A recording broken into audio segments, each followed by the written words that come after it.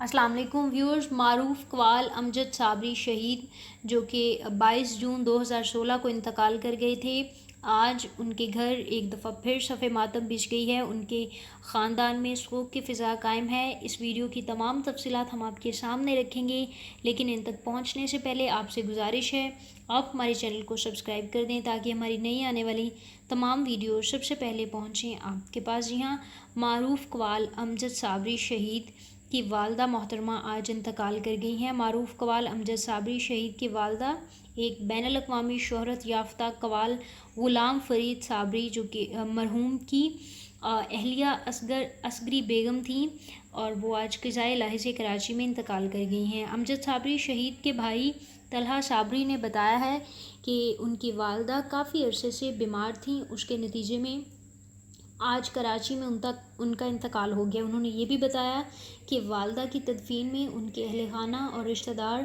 ہی شریک ہوں گے، کیونکہ کرونا وائرس کراچی اور سندھ میں کافی سخت لاک ڈاؤن ہے، اس لیے ان کا کہنا تھا کہ والدہ کی تدفین میں ان کے بیٹے ثروت صابری اور ان کی بیٹی کا بیرون ملک سے انتظار کیا جا رہا ہے۔ واضح رہے کہ امجد صابری کراچی کے علاقے لیاقت آباد میں 22 جون 2016 کو مسلح دہشت گردوں کی فائرنگ کے نتیجے میں جاں بحق ہو گئے تھے۔ اس کے بعد ان کی والدہ محترمہ بھی آج 2020 لیکن 22 جون کے آس پاس اور رمضان المبارک کے آس پاس ہی انتقال کر گئی ہیں۔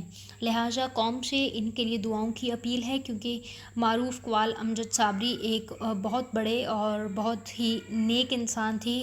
انہی کے توسل سے آج ان کی والدہ محترمہ کے لیے بھی دعاؤں کی اپیل کی جا رہی ہے۔ ناظرین، اگر یہ آپ کو ویڈیو پسند آئی ہے تو اس کو لائک کریں، ساتھ ہی ساتھ تمام نئی ویڈیوز کے لیے اس چینل کو سبسکرائب کر دیں۔